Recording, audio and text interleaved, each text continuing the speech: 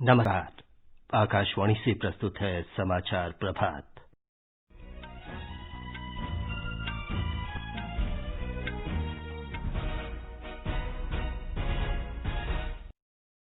प्रधानमंत्री नरेंद्र मोदी ने कहा, अयोध्या में राम मंदिर के निर्माण से विभिन्न क्षेत्रों में अनेक अवसर खुलेंगे। क्षेत्र की अर्थव्यवस्था पर व्यापक असर पड़ेगा। देश में पिछले 2 सप्ताह में कोरोना संक्रमण से स्वस्थ हुए मरीजों की दर 63% से बढ़कर 67% हुई।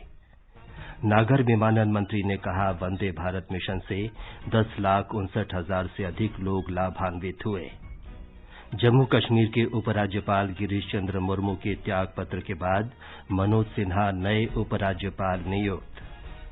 मुंबई और उसके आसपास के इलाकों में भारी वर्षा से जनजीवन अस्त व्यस्त।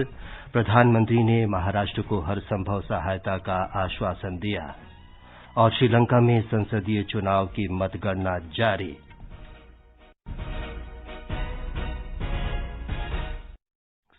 समाचार प्रभात के इस अंक में अपने सहयोगी नवीन सक्सेना के साथ मैं विमलेंदु पांडे। प्रधानमंत्री नरेंद्र मोदी ने कहा है कि अयोध्या में राम मंदिर भारतीय परंपराओं का आधुनिक प्रतीक बनेगा। राम जन्मभूमि पर एकत्र लोगों को संबोधित करते हुए प्रधानमंत्री ने कहा कि समूचे देश के लिए ये एक भावनात्मक क्षण है और राम मंदिर के निर्माण से अयोध्या के विकास का मार्ग प्रशस्त होगा। इससे विभिन्न क्षेत्रों में अनेक अवसर खुलेंगे और क्षेत्र की अर्थव्यवस्था में बदलाव आएगा। प्रधानमंत्री अयोध्या में राम भक्तों को संबोधित कर रहे थे। श्री राम का मंदिर हमारी संस्कृति का आधुनिक प्रतीक बनेगा और मैं जानबूझकर के आधुनिक शब्द का प्रयोग कर रहा हूं। हमारी शाश्वत आस्था का प्रतीक बनेगा, हमारी राष्ट्रीय भावना का प्रतीक बनेगा और ये मंदिर करोड़ों करोड़ लोगों की सामूहिक संकल्प शक्ति का भी प्रतीक बनेगा। ये मंदिर आने वाली पीढ़ियों को आस्था, श्रद्धा और संकल्प की प्रेरणा देता रहेगा। प्रधानमंत्री मोदी ने कहा कि राम मंदिर बनने से सभी क्षेत्र के लोगों का विकास होगा। प्रभु श्री राम ने हमें कर्तव्य पालन की सीख दी है, अपने कर्तव्यों को कैसे निभाएं इसकी सीख दी है। उन्होंने हमें विरोध से निकलकर बोध और शोध का मार्ग दिखाया है। हमें आपसी प्रेम और भाईचारे के जोड़ से राम मंदिर की इन शिलाओं को जोड़ना है। हमें ध्यान रखना है, जब जब मानवता ने राम को माना है, विकास हुआ है। जब जब हम भटके हैं, विनाश के रास्ते खुले हैं। हमें सभी की भावनाओं का ध्यान रखना है। हमें सबके साथ से, सबके विश्वास से सबका विकास करना है। विभिन्न भाषाओं में लिखी गई अनेक रामायणों की चर्चा करते हुए प्रधानमंत्री ने कहा कि श्री राम देश की अनेकता में एकता के साझा सूत्र हैं। उन्होंने कहा कि भगवान राम सभी धर्मों के लिए शक्ति और एकता के प्रतीक हैं। प्रधानमंत्री ने भूमि पूजन किया और अयोध्या में भव्य राम मंदिर की आधारशिला रखी। इस समारोह के साथ ही अयोध्या में राम मंदिर का निर्माण प्रारंभ हो गया है। इस अवसर पर अनेक संत, आध्यात्मिक नेता और राम मंदिर आंदोलन से जुड़े अन्य नेता उपस्थित थे। प्रधानमंत्री नरेंद्र मोदी अयोध्या में राम जन्मभूमि और हनुमानगढ़ी मंदिर में दर्शन करने वाले पहले प्रधानमंत्री हैं। प्रधानमंत्री ने पारिजात का पौधा लगाने के बाद भूमि पूजन समारोह में हिस्सा लिया। श्री मोदी ने राम मंदिर के मॉडल और रामायण ज्ञान कोश पर स्मारक डाक टिकट भी जारी किया। उत्तर प्रदेश के मुख्यमंत्री योगी आदित्यनाथ ने श्री मोदी को स्मारिका के रूप में लकड़ी की बनी राम की प्रतिमा भेंट की। राम मंदिर की आधारशिला रखने के बाद श्री मोदी ने ट्वीट संदेश में कहा कि ये दिन प्रत्येक भारतीय की स्मृति में हमेशा अंकित रहेगा। सूचना और प्रसारण मंत्री प्रकाश जावड़ेकर ने कहा है कि राम मंदिर के निर्माण की प्रक्रिया प्रारंभ होने से देश और विदेश में लोग बेहद खुश हैं। श्री जावड़ेकर ने कहा कि देश का माहौल बदल गया है और अब ये समझा जा रहा है कि जटिल से जटिल समस्या को भी शांतिपूर्ण ढंग से हल किया जा सकता है। 500 साल से जो समस्या थी और जिसके लिए बहुत संघर्ष हुआ, वो बहुत शांतिपूर्ण तरीके से उसका समस्या का निराकरण हुआ। प्रधानमंत्री मोदी जी के नेतृत्व में निश्चित रूप से एक बहुत बड़ी पहल हुई है। देश में पिछले 2 सप्ताह में कोरोना वायरस संक्रमण से ठीक होने वालों का प्रतिशत 63% से बढ़कर 67% हो गया है। जांच के नमूनों की संख्या में आई तेजी तथा अस्पतालों की व्यवस्था बढ़ाने से ऐसा संभव हो पाया है। पिछले 24 घंटे में कुल 51,706 मरीज स्वस्थ हुए, जो देश में कोविड-19 के आरंभ से अब तक एक दिन की सबसे बड़ी संख्या है। देश में कोविड से स्वस्थ होने की दर 67.19% हो गई है। स्वास्थ्य और परिवार कल्याण मंत्रालय के अनुसार देश में अब तक कोरोना वायरस महामारी से संक्रमित कुल 12,82,215 रोगी स्वस्थ हो चुके हैं। पिछले 24 घंटे में 52,509 लोग संक्रमित हुए। कोविड मरीजों की संख्या अब 19,08,254 हो गई है। इनमें से 5,86,244 मरीजों का इलाज चल रहा है। एक दिन में 857 लोगों की मृत्यु के साथ मृतकों की संख्या 39,795 हो गई है। देश में कोविड से मृत्यु दर घटकर 2.08% रह गई है। भारतीय आयुर्विज्ञान अनुसंधान परिषद के अनुसार देश में अब तक कुल 2,14,04,02 नमूनों की कोविड जांच की गई है। दिल्ली में कोविड-19 से स्वस्थ होने की दर बेहतर होकर 89.93% हो गई है। दिल्ली सरकार ने कहा है कि कोरोना वायरस से संक्रमित 1,26,116 व्यक्ति स्वस्थ हो गए हैं। पिछले 24 घंटों में कोविड संक्रमण से 890 व्यक्ति मुक्त हो गए। दिल्ली सरकार ने कहा कि एक दिन में कोरोना वायरस के 1,076 नए मामलों की पुष्टि के साथ संक्रमण की कुल मामलों की संख्या 1,40,232 हो गई है। गुजरात में पिछले 24 घंटे के दौरान कोविड-19 के 1,046 मरीजों को उपचार के बाद विभिन्न अस्पतालों से छुट्टी दे दी गई है। राज्य में मरीजों के स्वस्थ होने की दर बढ़कर 73.99% पहुंच गई है। हमारे संवाददाता ने खबर दी है कि राज्य में अब तक 49,405 मरीज ठीक हो चुके हैं। स्वास्थ्य विभाग के सूत्रों के अनुसार राज्य में कल संक्रमण के 1,073 नए मामले सामने आए। सबसे अधिक 187 नए मामले सूरत में दर्ज हुए, जबकि अहमदाबाद में 143 नए मामले सामने आए। इसके साथ ही राज्य में संक्रमण के कुल मामलों की संख्या बढ़कर 66,777 हो गई है। राज्य में 14,815 सक्रिय मामलों में से 76 मरीजों की स्थिति गंभीर है और उन्हें वेंटिलेटर पर रखा गया है। राज्य में कल 23 मरीजों की मृत्यु हो गई। राज्य में अब तक 8,79,000 से अधिक लोगों का परीक्षण किया जा चुका है, जिसमें से 24,374 परीक्षण कल एक ही दिन में किया गया। इस बीच अहमदाबाद नगर निगम ने कल शहर के 24 और क्षेत्रों को माइक्रो कंटेनमेंट जोन में शामिल किया, जबकि 17 क्षेत्रों को इस सूची से हटा दिया है। नए क्षेत्रों में आज से घर घर स्वास्थ्य जांच और सामूहिक परीक्षण शुरू किया जाएगा। योगेश पंड्या, आकाशवाणी समाचार, अहमदाबाद। मध्य प्रदेश में राज्य सरकार ने अधिकारियों को निर्देश दिया है कि प्रदेश में स्वास्थ्य सेवाओं की ऐसी व्यवस्था की जाए कि राज्य के लोगों को उपचार के लिए अन्य राज्यों में न जाना पड़े। राज्य को स्वास्थ्य सेवाओं में आत्मनिर्भर बनाने के लिए जिला अस्पतालों, मेडिकल कॉलेजों और उनके संबद्ध अस्पतालों की स्थिति में सुधार लाने के लिए अभियान भी चलाया जाएगा। मुख्यमंत्री शिवराज सिंह चौहान ने कोरोना संक्रमण की स्थिति की समीक्षा के दौरान कहा कि मानव और तकनीकी संसाधनों की कमी को दूर करते हुए इस तरह की व्यवस्था करने की आवश्यकता है जिससे लोगों को राज्य में ही पूर्ण इलाज की सुविधा मिल सके। उधर अपर मुख्य सचिव स्वास्थ्य मोहम्मद सुलेमान ने जानकारी दी है कि मध्य प्रदेश में रिकवरी दर में लगातार सुधार हो रहा है और अब रिकवरी दर बढ़कर 72.9% हो गई है। अब तक 26,064 लोग राज्य में इस बीमारी से उबर चुके हैं और वर्तमान में सक्रिय मामलों की संख्या घटकर 8,741 रह गई है। वहीं पिछले 24 घंटों में 652 नए मामले सामने आने के बाद मध्य प्रदेश में कोविड-19 मामलों की संख्या बढ़कर 35,734 हो गई है। इसके अलावा एक दिन में 17 मरीजों की मौत के साथ ही मरने वालों का आंकड़ा भी 929 तक पहुंच गया है। संजीव शर्मा, आकाशवाणी समाचार, भोपाल। इस बीच राज्य के मुख्यमंत्री शिवराज सिंह चौहान कोरोना संक्रमण से स्वस्थ हो गए हैं। उन्हें कल अस्पताल से छुट्टी दे दी गई। श्री चौहान में 25 जुलाई को कोरोना संक्रमण की पुष्टि हुई थी। डॉक्टरों ने उन्हें 1 सप्ताह घर में पृथकवास में रहने की सलाह दी है। छत्तीसगढ़ में कोरोना से संक्रमित लोगों की संख्या 10,000 के पार हो गई है। राज्य में कोविड के कल 295 नए मरीजों के सामने आने से राज्य में संक्रमण की पुष्टि वाले रोगियों की संख्या 10,497 हो गई है, जबकि 2 लोगों की कल मौत हो गई। राज्य स्वास्थ्य विभाग के अनुसार राज्य में इस समय 2,555 रोगियों का उपचार चल रहा है। 7,871 रोगियों के ठीक होने के बाद छुट्टी दे दी गई। राज्य में अब तक कोरोना से 71 लोगों की मौत हो चुकी है।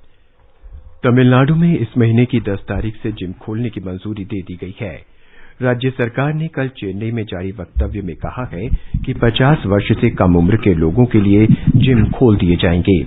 इस बीच राज्य में कोविड-19 के कल 5,175 नए मामले आने के साथ ही कुल रोगियों की संख्या 2,73,000 हो गई है।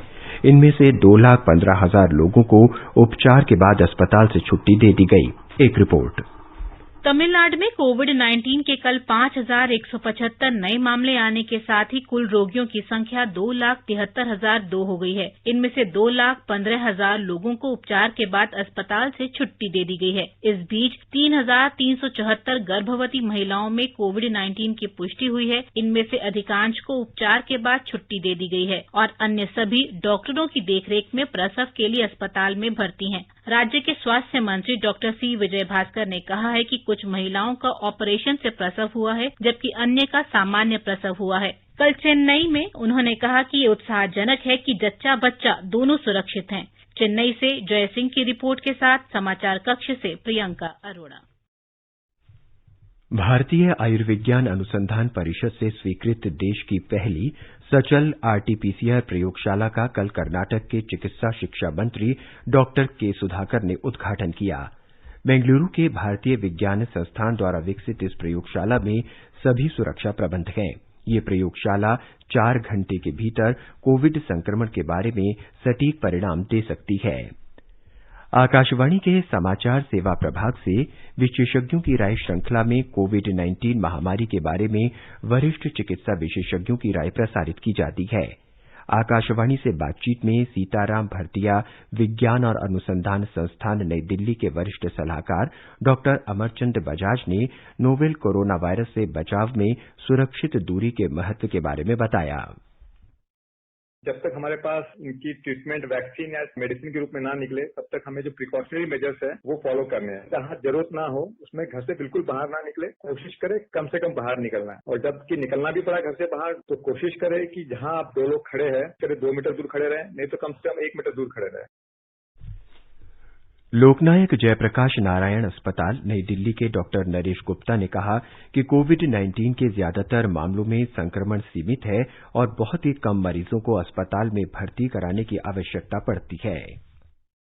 80% में तो ऐसी भी तकलीफ नहीं करते हैं या इतनी हल्की करते हैं कि लोग घर पर ही ठीक हो जाते हैं। 10-15% में उनको अस्पताल जाके कुछ दवाई दी जाती है और वो सेटल हो जाते हैं। 5% या उससे कम वाले हैं जो कि दाखिल होना पड़ता है। आगे बढ़ने से पहले एक नजर फिर से मुख्य समाचारों पर।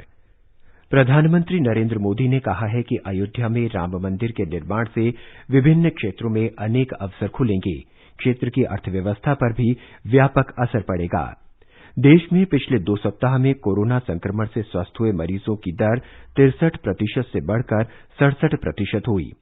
नागर विमानन मंत्री ने कहा, वंदे भारत मिशन से 10,59,000 से अधिक लोग लाभान्वित हुए। जम्मू कश्मीर के उपराज्यपाल गिरीश चंद्र मुर्मू के त्यागपत्र के बाद मनोज सिन्हा नए उपराज्यपाल नियुक्त। मुंबई और उसके आसपास के इलाकों में भारी वर्षा से जनजीवन अस्त व्यस्त। प्रधानमंत्री ने महाराष्ट्र को सभी संभव सहायता का आश्वासन दिया और श्रीलंका में संसदीय चुनाव की मतगणना जारी। राष्ट्रपति रामनाथ कोविंद ने पूर्व केंद्रीय मंत्री मनोज सिन्हा को जम्मू कश्मीर का नया उपराज्यपाल नियुक्त किया है। इससे पहले गिरीश चंद्र मुर्मू ने जम्मू कश्मीर के उपराज्यपाल के पद से त्यागपत्र दे दिया था, जिसे राष्ट्रपति ने स्वीकार कर लिया है। 1985 बैच के गुजरात कैडर के भारतीय प्रशासनिक सेवा के अधिकारी मुर्मू को पिछले वर्ष अक्टूबर में उपराज्यपाल नियुक्त किया गया था। तमिलनाडु के मुख्यमंत्री ईके पलनीसामी आज डिंडीगुल और मदुरई जिलों में कोविड-19 समीक्षा बैठक में भाग लेंगे। वे मदुरई में 320 करोड़ रुपए से अधिक की लागत की विकास योजनाओं की आधारशिला रखेंगे। मुख्यमंत्री 22 करोड़ रुपए की लागत की पूरी हुई विभिन्न परियोजनाओं का उद्घाटन भी करेंगे। संवाददाताओं से बातचीत में राज्य के सहकारिता विकास मंत्री सेल्लूरू के राजू ने बताया कि मदुरई में 1254 करोड़ रुपए की लागत की लोअर कैंप जल आपूर्ति परियोजना का कार्य जल्द शुरू किया जाएगा। उन्होंने कहा कि इससे लोगों की पेयजल समस्या का समाधान हो सकेगा। मणिपुर के मुख्यमंत्री एन बीरेन सिंह ने कल वीडियो कॉन्फ्रेंस के जरिए इम्फाल क्षेत्र में 2 त्वरित न्यायालय का उद्घाटन किया।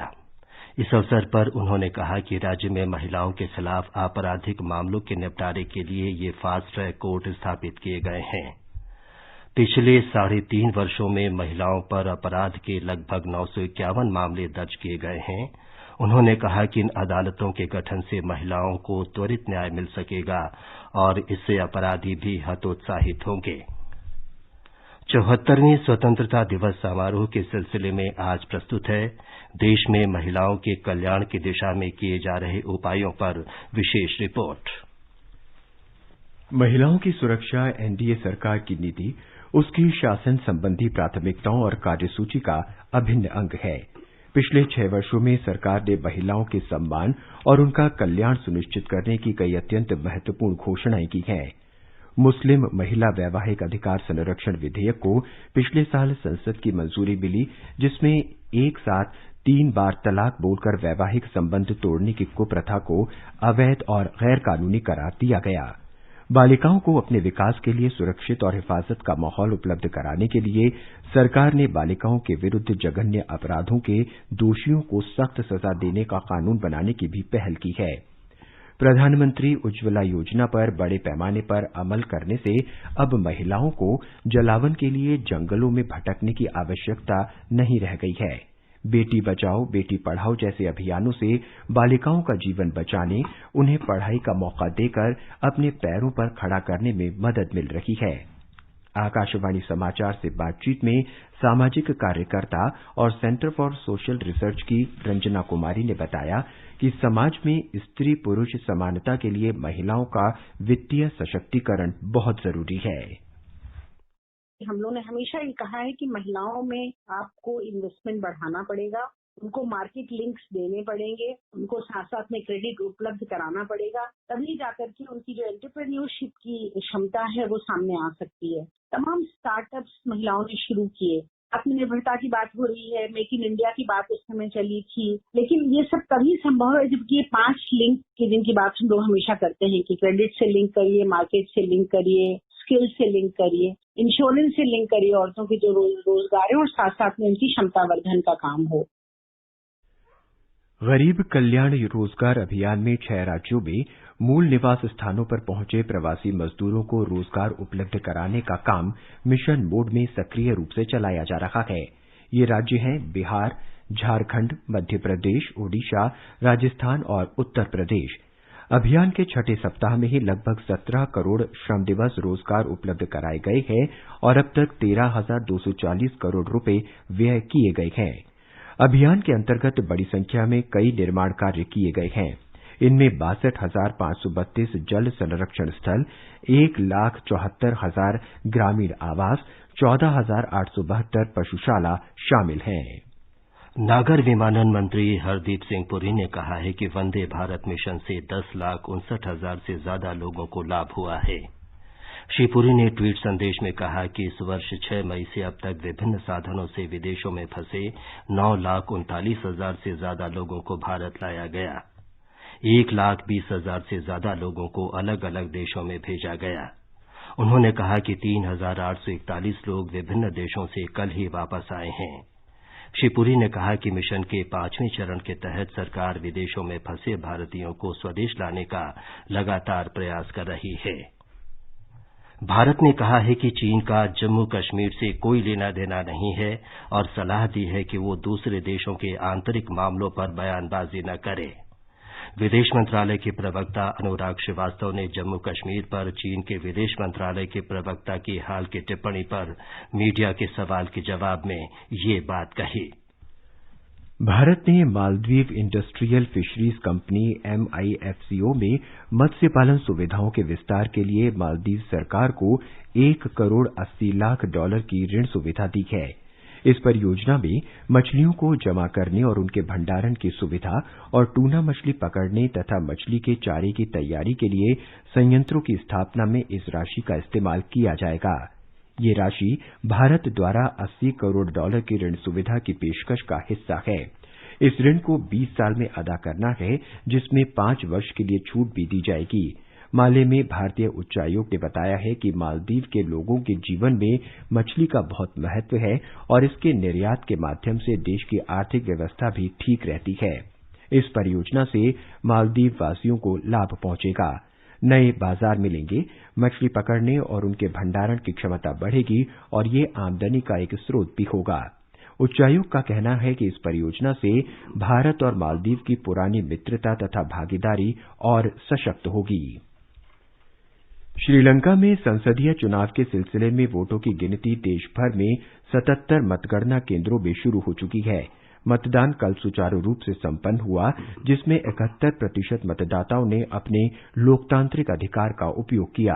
राष्ट्रपति गोताबाया राजपक्सा ने कहा है कि श्रीलंका दक्षिण एशिया का ऐसा पहला देश बन गया है जहां कोविड महामारी को नियंत्रित करने के प्रयासों के बीच पूरे आत्मविश्वास से आम चुनाव संपन्न कराया गया है। श्रीलंका में चुनावी जिलों में पार्टीवार वोट प्रतिशत का आज देर शाम तक प्राप्त हो जाने की संभावना है, लेकिन पूरे चुनाव नतीजे कल शाम तक ही मिल पाएंगे। श्रीलंका में प्राथमिकता पर आधारित आनुपातिक प्रतिनिधित्व प्रणाली से चुनाव कराए जाते हैं। 225 सीटों वाली श्रीलंका की संसद के लिए 196 सदस्यों का निर्वाचन 22 चुनावी जिलों से होता है, जबकि 29 सीटों के लिए पार्टियों की प्राथमिकता के अनुसार राष्ट्रीय स्तर पर चुनाव कराया जाता है। प्रधानमंत्री महिंदा राजपक्सा, पूर्व प्रधानमंत्री रानिल विक्रमसिंघे और पूर्व राष्ट्रपति मैत्रीपाला सिरिसेना संसद के लिए चुनाव लड़ रहे प्रमुख उम्मीदवारों में शामिल हैं। ब्यौरा हमारे संवाददाता से।